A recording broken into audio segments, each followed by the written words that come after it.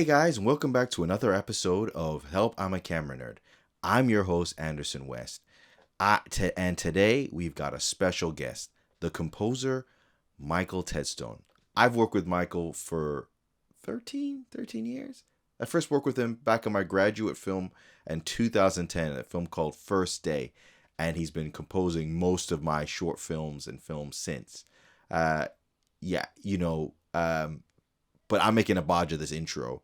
So, Michael, can you tell the audience a little bit about yourself? So I'm a composer. I write mainly production music. So production music's like music that gets used in the background of TV programs. So what I'll do, I'll kind of pitch an album to a publisher, and I'll say I want to write kind of music. Maybe I do a lot of world stuff. So maybe I'll say like I find this really cool musician from China. I want to work with them, do a new album. Then it can be used in kind of documentaries, that kind of thing. And we work out a budget, and so that's what I do. I work with people from around the world, and it gets used kind of on the BBC, ITV, Channel 4, Netflix, that kind of stuff. But also, I work in Leicester in it's a film and digital media centre called the Phoenix, and there's lots of media companies here, and I get to work with them too. So that's really cool. So there's kind of two different parts of my job. I work with the companies around here, and then I do kind of production music as well. So, how did you get into composing? How did you get into composing music? So originally I was working with my sister, and she wanted to do film score music, and she managed to get a job with the Royal Shakespeare Company, and so I went with her, and we did that together. And then off the back of that, we got signed to a publisher called Big Life, and we had a meeting with Jazz Summers and Tim Parry, and they pretty much signed us on the spot, and so we found ourselves kind of really new to the business, not really knowing what we were doing, and suddenly we were songwriters, and I kid you not, we had to Google what a production deal was because we just didn't know, and so that was our lives for the next kind of 2 or 3 years, just writing pop songs, and kind of finding our way because we didn't know what to do. We knew how to write music, but we didn't know the kind of whole business side of it. We didn't know that we needed to get kind of singers in to represent the music properly, and it took us a long time to find our feet. And while we were there, they had a sync department, and they were like, "Do you know what? We're getting into instrumentals. Do you want to try doing some instrumentals for us?" And so we started doing that, and we really loved that. And I think when you're kind of doing kind of multiple things at once, it takes the pressure off just one thing. And so it was good for us because it took pressure off the songwriting. And around that time, Universal went around all the publishers and bought them all up. And so we had a showcase with this artist, and we were going down to London. We had with strings, we had flutes. With me on keys, and with guitar, and we'd invited everyone down to this kind of club, and we got a phone call from Big Life, and they're like, "We don't own you anymore, so we're going to come down to your showcase anyway because you put a lot of work into it, but we can't do anything. You've been bought by Universal, as has everyone," and so we kind of had to reevaluate everything at that point, and we were like, "Well, we really love doing this sync stuff." And so we went and started writing for another company called Felt Music, and it's just kind of gone on from then. We've worked with Felt Music, we do Audio Network, we do Bibliotech, and Marianne's now gone off and she does Roman and Greek music, and she's now got a PhD in that, and I've stayed on doing the sync music. Brilliant. Yeah, I did see that Miriam had moved on, and it was funny actually. It's funny you should say Felt Music because I was uploading the BTS from DMB. And YouTube gave me with a copyright strike, and it said it's owned by Felt Music. I was like, oh yeah, but yeah, it was for one of the other tracks that we used in it, not from the DMB soundtrack. So I thought that was like, oh yeah, so that's why that name stuck in my head. I know Mark has got a question. Sorry, I didn't introduce Mark. I made a right hash of today. Just over here, all quiet, not even being heard. No, it's interesting because this is the first time that Mark has met Michael, and yeah. Mark has DP'd all of the films that I've done that Michael's done the soundtrack to. So this is like a I'm looking at the edit, and I look at the edit. I'm like, oh, they know each other from the edit of the visuals and the soundtrack. It's like, I don't know how that works, but that's what's kind of. Do you know what's interesting? So, yeah. As well is that you, Anderson, just recently put up the BTS for DMB on YouTube, and I watched it the other day, and you're on that, Michael. You're being interviewed about the music that you made for DMB, and it's obviously like, yeah, you're in there. You're a big interview as well. Like, it's a full sit down. I can't remember that at all. Yeah. I can't remember. I came over. It was the first time I went to your studio. And I came over. Yeah, this is like 2000. It's a long time 2015. Ago. So I remember you coming over to the studio, but I can't remember doing an interview. Yeah. Yeah, I think I got the camera. I just said, "Hey, you want to record a bit?" And then we were there for like 3 minutes. Yeah. Candid. Sorry, Mark. You ask your question, bud. Yeah. So, I mean, I guess it's a big question, really, but I don't know anything about, like, I'm not musical in terms of I can't play any instruments. I bought a guitar to try and learn it, but that's a slow process. But I do love music, and I think a lot of the times when I'm trying to come up with ideas, it's usually inspired by music, like a soundtrack or songs or something like that. So I guess my question is, like, you get in a project, where do you even begin to kind of start that process of like coming up with a soundtrack for that film? Do you know? I think a lot of it happens at once. I think I start thinking instrumentation. I start thinking tempo, and I start thinking like maybe what kind of scale I'm going to use, like major, minor, modal, and that all kind of comes together, and I'll start choosing instruments, and then I'll just sit down at the keyboard and start playing along and seeing what works. And that's pretty much it. And just something kind of comes out of that process. It's really interesting thing. I think when you're working to video, there's a tempo to the video, and I don't know what that's come from, but I can normally tune in to what whoever's edited it and what tempo they're thinking. I don't know if they've maybe working to like a reference track, but there's always a tempo there, and you just have to find it. And then once you start kind of putting in the instrumentation and working out the kind of sound world of it, I think that's when it kind of you start hearing where it's going to go. And how much does that kind of, do you watch like an early edit, or do you kind of just wait for that final? Because obviously edits change and adapt. So I'm wondering how much of the process is kind of the same for you composing. I like to see the edit as soon as possible. Like, I know that things are going to be changing along the way, and you just have to get used to that. And one of the approaches I have is I try and make everything as flexible as possible, because I think anyone can sit down and write music, but the hard bit is when things start changing and you get other people's opinions coming in, and you have to put those opinions in, and you have to start changing what you're doing. That's the hard bit. And so I try and keep what I'm doing really flexible, because I know that, like you said, the edit's going to change, things are going to get chopped out, things are going to get added in. So if you're, and I mean this from like a technical point of view as well, if within your project, in your kind of chosen DAW, as we call it, you can keep things as flexible as possible, so you can just change it, you can chop, change and everything. That's kind of my approach to it, because I know that things are going to change. Yeah, it's interesting about that. I mean, I know we had it, on our last film, Family Ties. I mean, I love the soundtrack. And we only had like a brief, like most of the time it was like a straight. Yep, I love it. And I think there was maybe some certain rhythms in it. I was like, oh, can we change that? And it was quite quick. I loved how quick it was, and it wasn't like we were completely undoing what we had done, And I know sometimes when you're working with other tracks that are pre-made, and you're like, oh, I'm gonna get that length, or I want to get that that feeling and rhythm, but then I wish you didn't have that one instrument, otherwise it'd have been perfect, And then sometimes you find a version of that track that doesn't have that particular instrument, and then the whole track changes.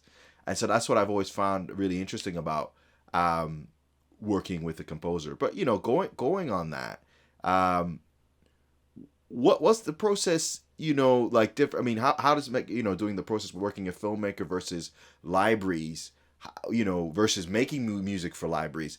Tell me about the differences of that you find in that process. So I think when you're working to picture, there's a tendency when you write music to work in bars of four, and everything's very symmetrical, and you work to a structure, and some of that's meant, and some of that is just the way that we've kind of been kind of educated since we were small. We kind of listen to pop music. Pop music's very kind of bars of four, bars of eight, and you have a verse, you have a chorus, then you have a middle eight, and then it's all very kind of, it's a bit cookie cutter.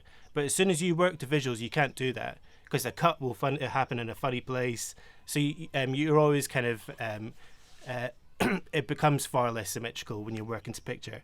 And actually, I think my favourite pieces of music that I've written have always been to picture.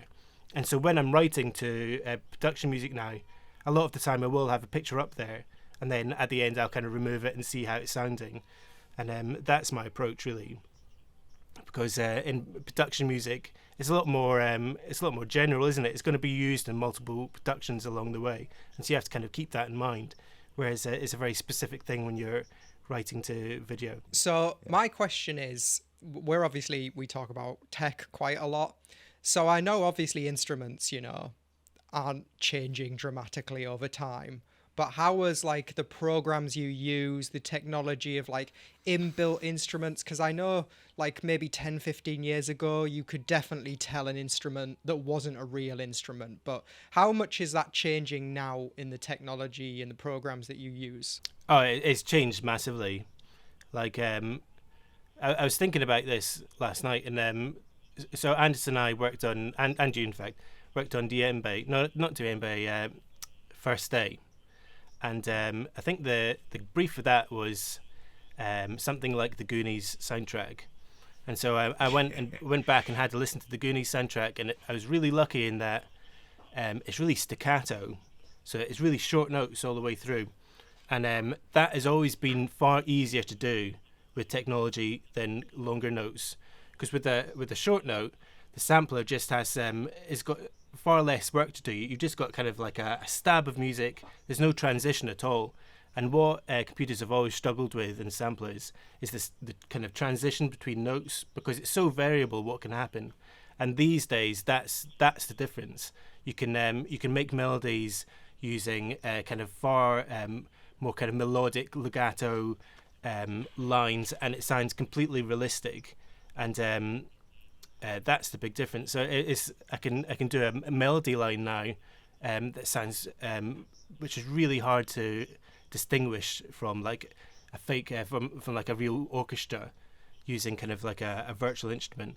And even things like acoustic guitars, it's really hard to tell these days. So before, you could use like a marimba, you could use staccato, pizzicato strings, and it would sound great. But as soon as you moved over to like a melodic cello line or a guitar, you'd suddenly start to think that doesn't sound right. And I think that's what the difference is these days. But the computers are so much more powerful. Also, just the time it takes to kind of load stuff up.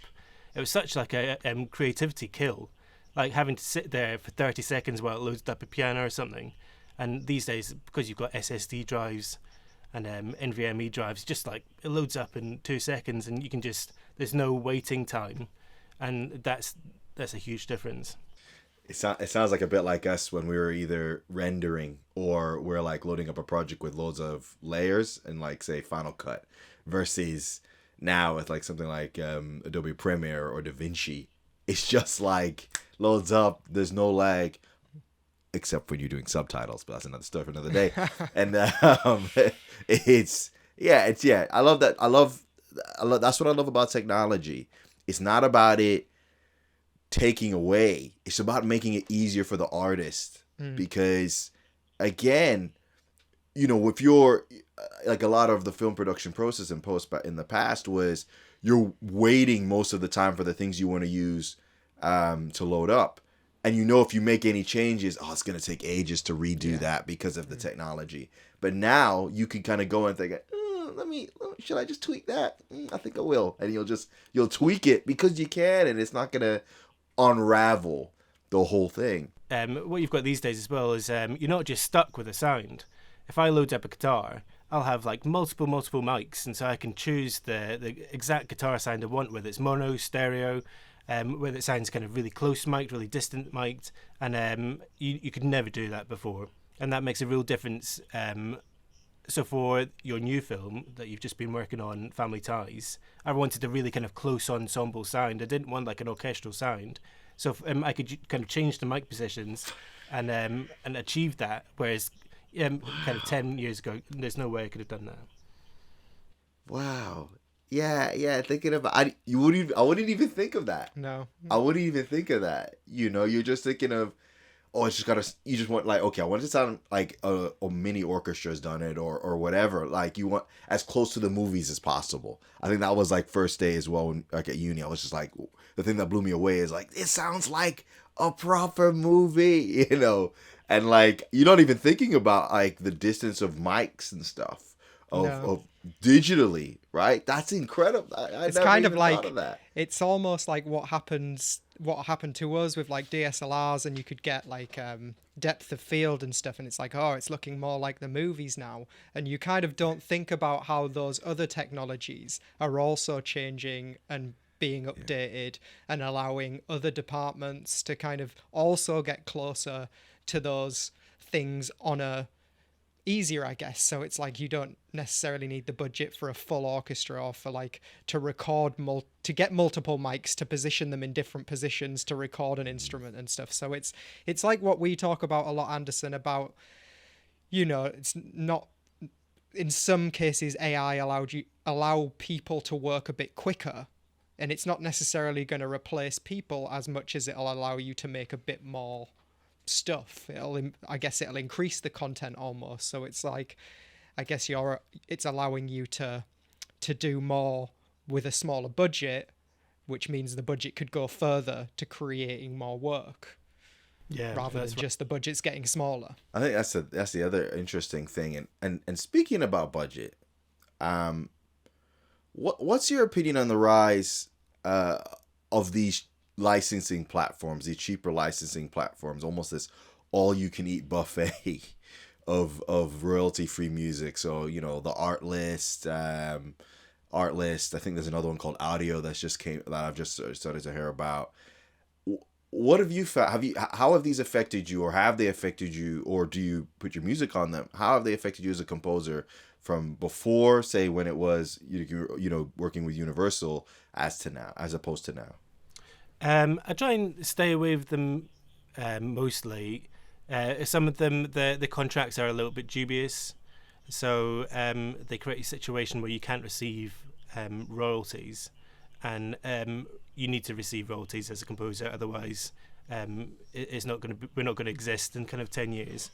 So a lot of them, you've really got to check the kind of contract, and they're really they can be quite deceptive about it as well, because they'll say to you, oh no, you receive 50% of the royalties, but actually you have to be as a musician, to receive royalties you have to be a member of the PRS in the UK.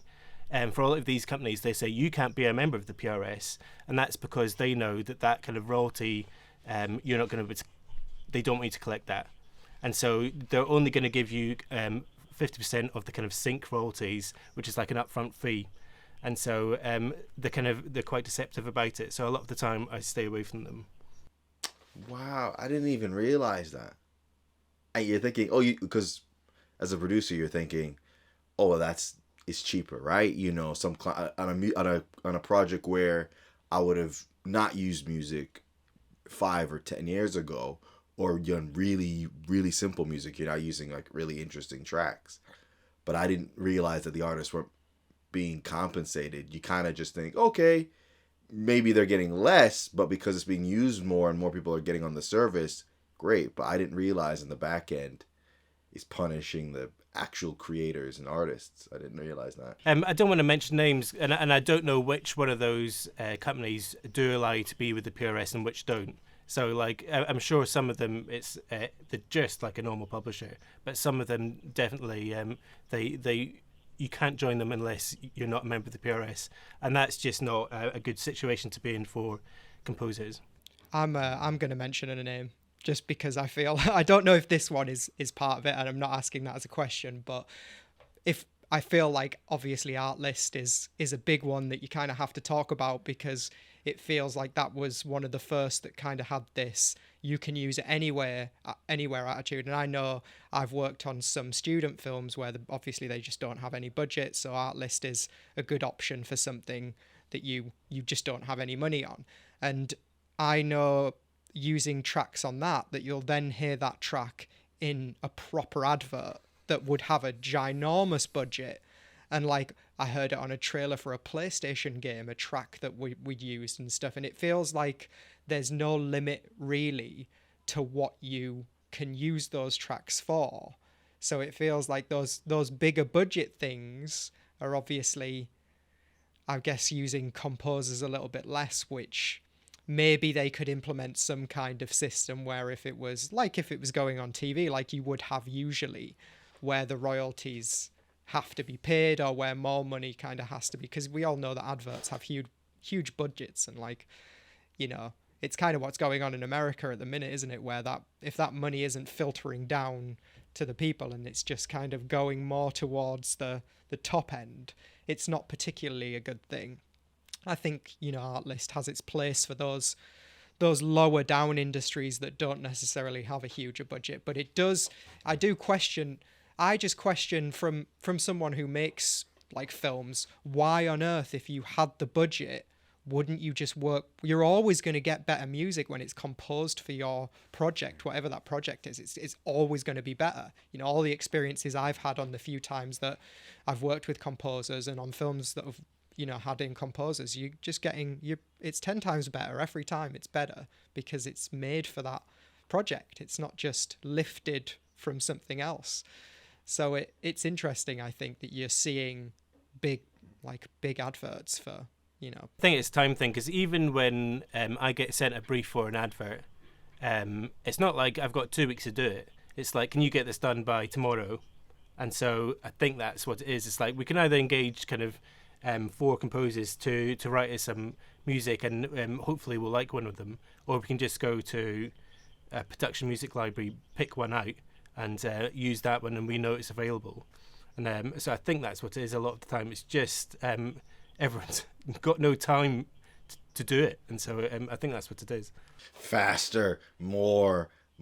It's just wow. Sorry, Michael. But yeah, I think that's what it is.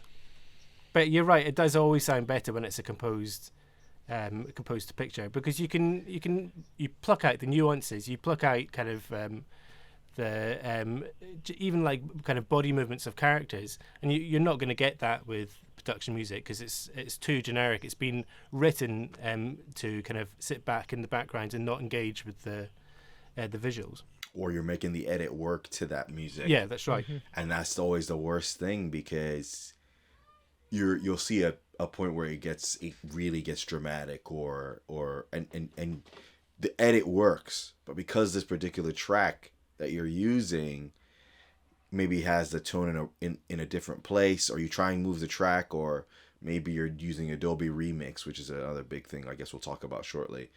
But the problem is, when you find yourself compromising your vision to fit something that's cheap, it kind of devalues your whole film, your whole video, your whole campaign a little bit. And that's something, because I use Artlist. I used it on my last film just for I just wanted to try it out. And what I found, there was the tracks, and I think they work well, but the problem I'll have is sooner or later I'm going to hear those tracks elsewhere, and it will devalue the film, I think. And then the other thing is that there was points where it was like, part of this track was good, part of that track was good. I wish they were different, or I need to kind of slim them down, or shorten them down, and then you're using other things, and it's not ideal. It's more of a budget thing, really. And I think that, again, it's kept the vibe of the film, but it's nowhere near as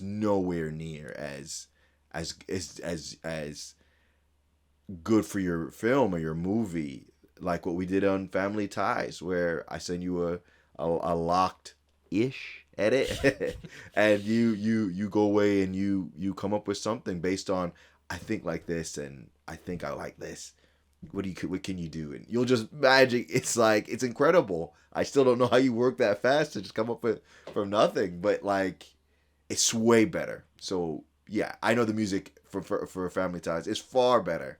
It's obviously it's very different, but it's far better, and we'll stand the test of time much longer than the music for the Book of Love. But you should still watch both of them. The trailer's online now.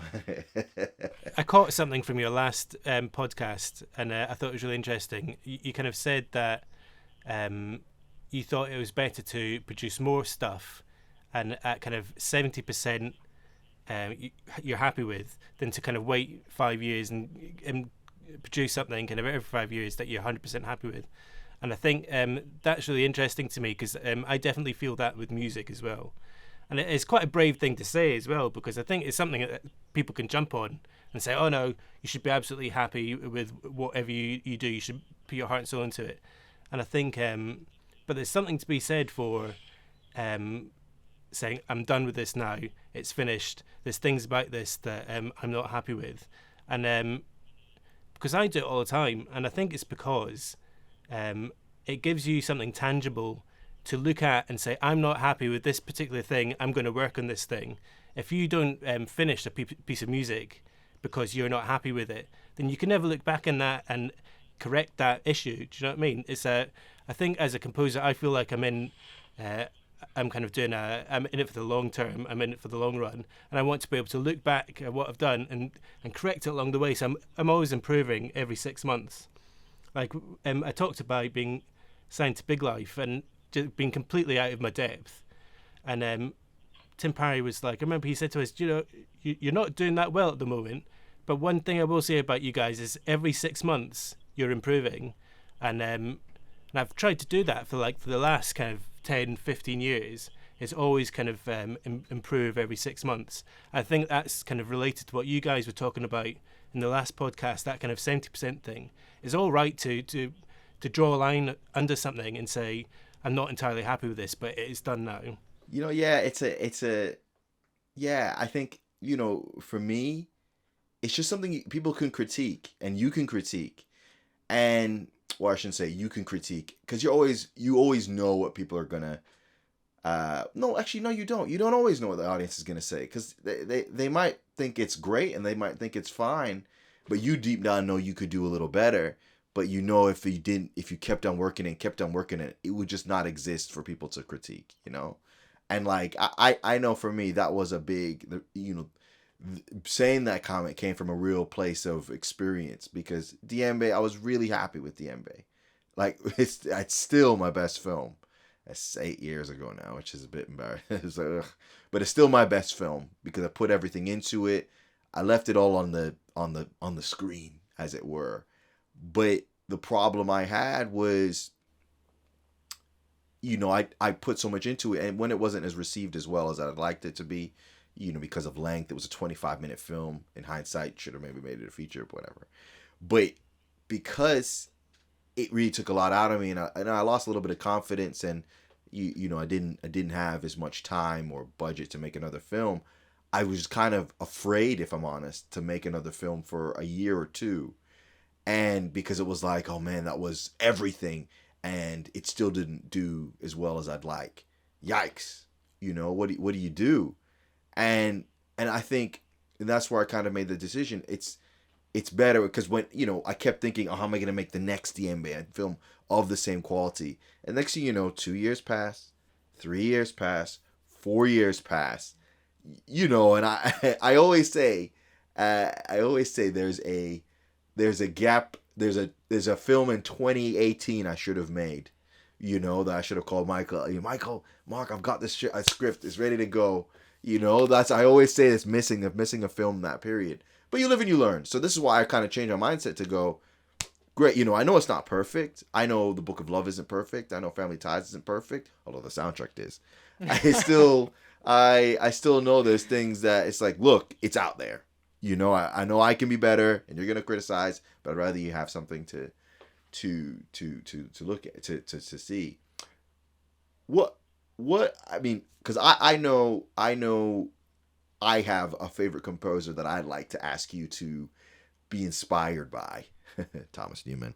But do you have any? What's your favorite composer?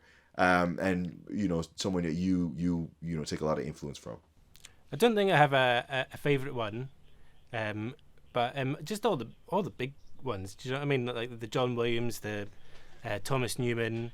I always loved the score for Robin Hood, Prince of Thieves by Michael Kamen, and that extended to Metallica did an album with Michael Kamen, and I loved that album. And I love Metallica, but I'm not like a die-hard Metallica fan. I just loved that album, and I love what Michael Kamen did with it. And Michael Kamen, Michael Giacchino. Also, I loved like the score for. Do you remember The Fountain? That was like Clint Mansell, and Clint Mansell does like loads of cool stuff, and he's from the Midlands, so that's pretty cool. That's where I live and work. Yeah. And I just love that. I really love that close ensemble sound that Clint Mansell does. It's like the benefit of doing like a close ensemble sound is like you can hear everything.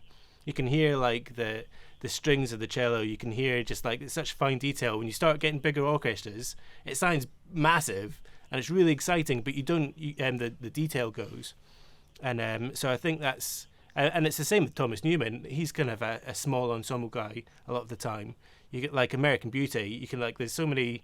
American Beauty's brilliant because it's like they're using world music instruments, but it doesn't quite sound like world music. And I love it. He's managed to get like American Suburbia with tablas and other world instruments, and I love that. So those guys, I think.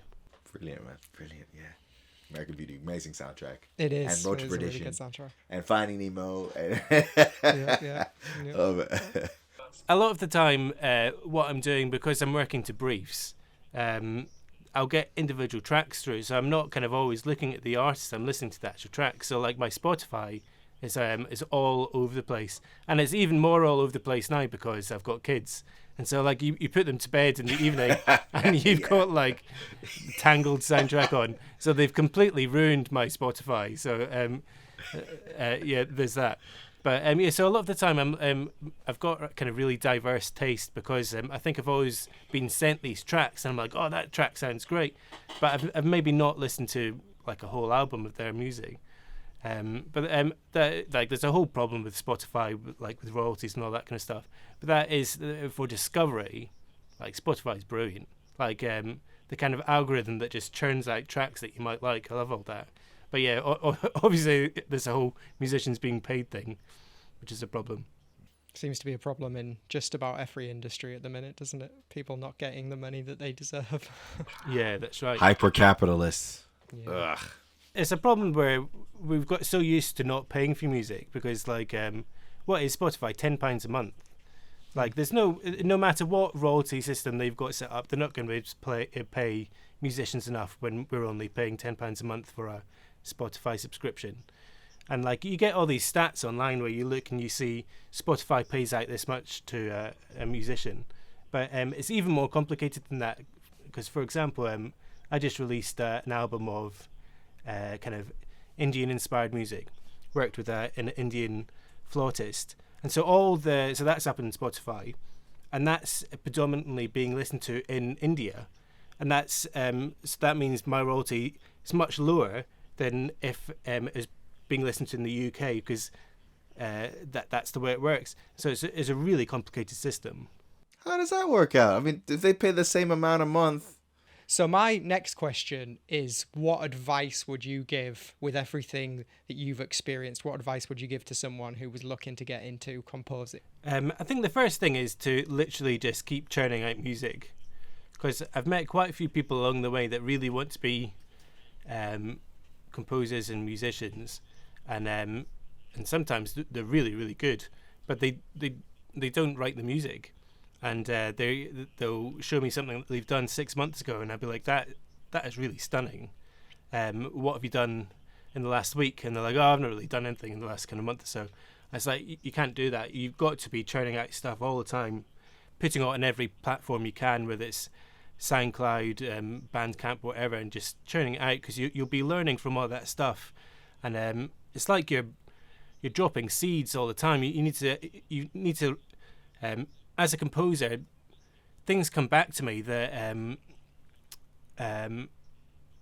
sorry. Sometimes I'm relying on something really unexpected to come along and give me a job. And if you've been working in the industry for 10 years, that happens more and more, because suddenly someone will kind of give you an email and say, I heard your music on this. Age going to love this piece of music. And so you need to set those situations up as you go. And so the more music you're writing, and the more little projects you're working on, the more people you work with, the more that kind of happy accidents will happen. So I think that's the advice that I'd give, is just to be doing as much as possible, composing as much as possible, collaborating with as much as possible. Collaboration's a big thing for me as well, just because you've got someone that kind of does half the work with you. You've got them to kind of publicize the music with you. You've kind of got their whole skill set to work with. And so I don't think there's kind of any negative attributes really of collaborating. You can say that you're going to have to share 50% of the money with them, but you're probably going to get the track done 50% faster anyway. So it's something that I always recommend to kind of people get into the business, just to kind of collaborate with everyone you can. That leads into my other question, because obviously before you used to work a lot with Marianne. Tell her I said hello, by the way. but now you're more by yourself. What has that change been like for you? And do you still work with Marianne on occasionally or on different projects? Yeah, so she did an album of ancient Roman music as part of her PhD, and I worked with her on that, and that was up in with Trev in Circle Studios, and so that was a great project to work on, and so that was really nice to work with her again. In general, I really enjoy kind of doing stuff on my own as well, so it's really fun, because the whole responsibility is on me to make the music as good and as polished as it can be, and I do enjoy that as well. I know I was just saying how good collaboration is, but there's something about being solely responsible for a piece of music, and if it's not good enough, then it's all your fault. There's no one else to blame, and so I do enjoy that, and also I get to make all the decisions of that piece of music, and I do enjoy that. I've got one final question to ask, and I'm really intrigued to this, because I think sometimes difficult situations are kind of what help you to learn. But can you think of like a memorable experience? You don't have to mention any names, but can you think of one thing in particular that's been really challenging when you've been composing, and like how you overcame that challenge basically? So there was a situation where I was sent an ad brief, and that had a reference track, and they were like, we like this music, can you do something as close to it as possible? And so there's some things that you can do straight off the bat. You can change the key, you can change the tempo, you can change instrumentation sometimes, but as soon as you start doing that, people start recognizing that you're kind of moving away from that sound. And so I had a situation where I was kind of pushed to make it more and more sound like this original piece of music. And I think in retrospect, I should have stood my ground more, because at the end of the day, it's me that's going to get sued if it comes to that. And I think I'd done some things, like I was kind of changing chord, changing rhythm, and those were the techniques that I was employing to separate myself from this reference track. And I was having phone calls with the client and the publisher, and it was very much them saying, you need to make it sound more and more like this, don't worry about it, we've got it sorted. And I think I should have held my ground more. And in the end, I didn't get paid for that project, because the original writers of that track heard it and got in touch with the publisher, and so it was a bit of a sticky situation, because it ended up being too close. Is also more complicated than that, because they were also copying another advert, and they were using the reference track was the same track on the advert they were copying, which I didn't understand. So the whole thing was an absolute mess. and I felt quite hard done by after that, because I felt that I felt my relationship with the publisher had been kind of hurt, and I felt that I hadn't done my job as a composer properly, kind of through. I think it was an experience thing. I should have just stood my ground and said, you know what, we're getting too close to the sound. I know what I'm talking about because I'm the composer. So in the end, that all blew over. I didn't get paid. No one got sued, so it was fine. And what I did to make myself feel better about it was in the next album, I referenced the track again, but put all the things that I wanted to change in, so it wasn't like the original track, and so that felt, it made me feel vindicated, because I did this thing. They done this. What's the Beatles track where there's just like a cacophony of sound and it gets louder and louder and it goes higher and higher in pitch? And I was like, this is what I want to do, and I put that into my next album, and that track does great. So in the end, I did get paid, and it doesn't sound anything like the original reference track, and it was a complete mess. But I've learned a lot from it, and I think it's probably made me a better composer. And it goes to show that nothing is ever wasted as well. You can always kind of make use of something, even if it doesn't end up being the thing it was intended to be in the first place. It's just, you can reuse it, put it out there, let people listen to it, see what they think. Yeah, that's right. And it shows you will you do have to pay attention to not getting too close to reference tracks, because reference tracks are one of those things in the industry where it's just like they're great for kind of composers and the kind of communication between composers and directors, but they do stifle creativity, I think, because the first time I came across it was when I was watching the original Transformers film, which was quite a long time ago now. And if you listen to that film, you can absolutely spot the reference tracks as you watch the film. It's just like, that's that song, that's that song, that's that piece of music.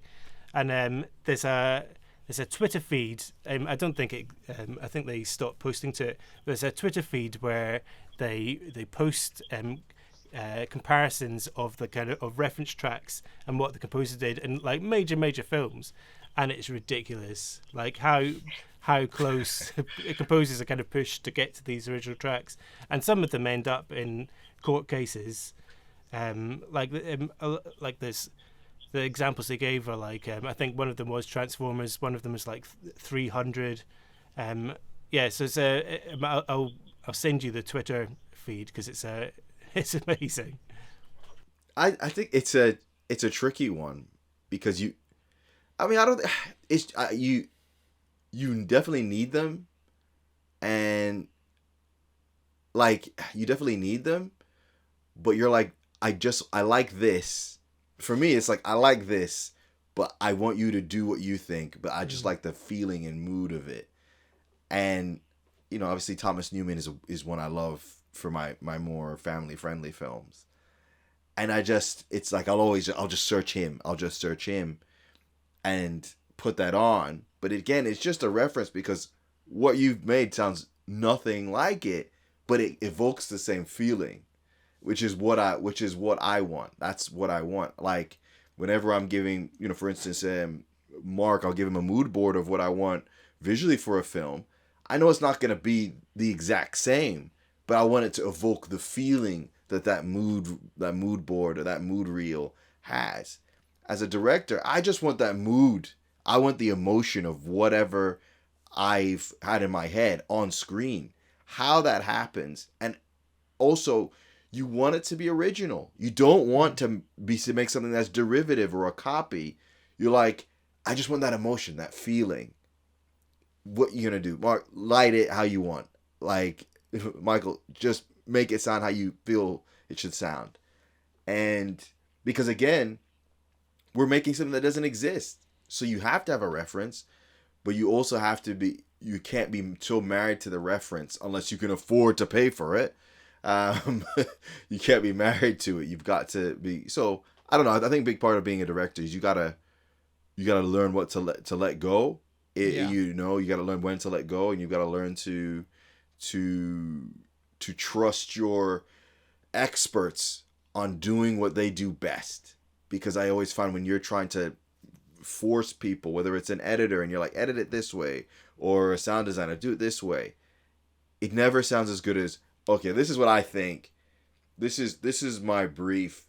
Go away and do it, and let me see what you come up with. I always find that as a director, that is probably my favorite part of directing, the collaboration with the actual experts. Yeah. That answers the question. Me just rambling on. But I think we should call it there. It's been an absolutely fantastic pod. It's an absolutely fantastic pod. Michael, thank you so much for your time. But Mark is going to take us out. Okay, so yeah, thanks Michael, thanks so much for coming on and telling us all about how you work. Thanks for watching, guys. I hope you enjoyed it. Don't forget to like and subscribe. You can find links to all the previous podcasts below and where you can watch them or listen to them or download them. So yeah, thanks for watching. Come back again next week and stay shooting or composing. And composing. Take care, guys.